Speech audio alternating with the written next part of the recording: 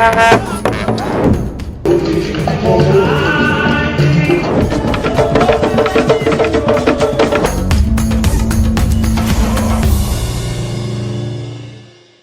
have Black Americans, some, not all, that push out a narrative that they never came here on slave ships. Okay.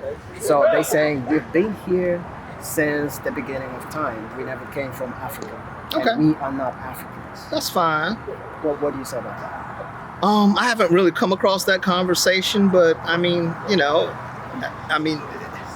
as long as folks live in their own truth and in conversation with people who don't necessarily agree with them, I think it's fine. I haven't had any dialogue or discourse with those kind of people, but I'm not going to judge their point of view. But I do think that it's inescapable that where there is a diaspora.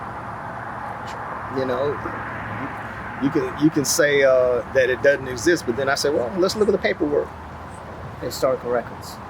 let's look at the paperwork, and folks have always been literate. And the Ewe speaking folks along the coast of West Africa, they have commemorated places they call Emancipation Beach because they know that their kinfolk were sent overseas. So what are we talking about here? So it's not just the written record, it's the oral record. And so there are these memories, I think, on a larger scale that are colliding that sort of cross-reference and confirm that there is a diaspora that these folks did come from. And then, let's just look at the DNA, baby. What are we talking about? Right. For somebody like you have had the privilege to be in Africa a couple of times. How many times? Three. 3 times. But there is a Black American here that has never stepped foot on African continent. And what image would you paint on his mind of Africa? Of somebody who hadn't been? Yes. Oh, I don't know. I mean, it's just like folks from Alabama who cross Lake Pontchartrain and go to New Orleans. When you get there, there's this unmistakable feeling of home, where there been a lot of black folks. No, brother, I'm good. I don't need no water. I'm gonna let them sit there. All right. But yeah, man, I the picture I would paint is not to be scared. What's all that about? Black folks being scared of black folk? I don't get that. Yeah, right? Not to be tentative and just, think of, we're all global citizens now. You hop on a plane, I hop on a plane, we there. Yeah. And I think that one thing I would say to folks like that is to be open to what Brian Stevenson talks about in terms of proximity. Be proximate to other folks like you. Be proximate to other folks who ain't like you. Did you get to go to the Snake Dungeon? Yeah, man.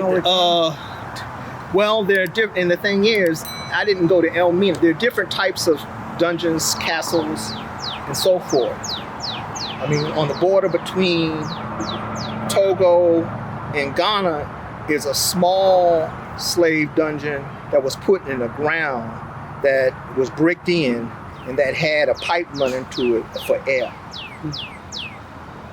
Right, and that's different than Elmina. Also, in Quetta, right there on the coast, is something supported by UNESCO that's deteriorating that I hope everybody gets a chance to go to in Quetta, Fort Prisontin. Right? These boundaries, these many slave castles and ports and places where they took enslaved Africans. They're a plethora, and I encourage people not to go to the ones necessarily that had the hotels and the commercial restaurant.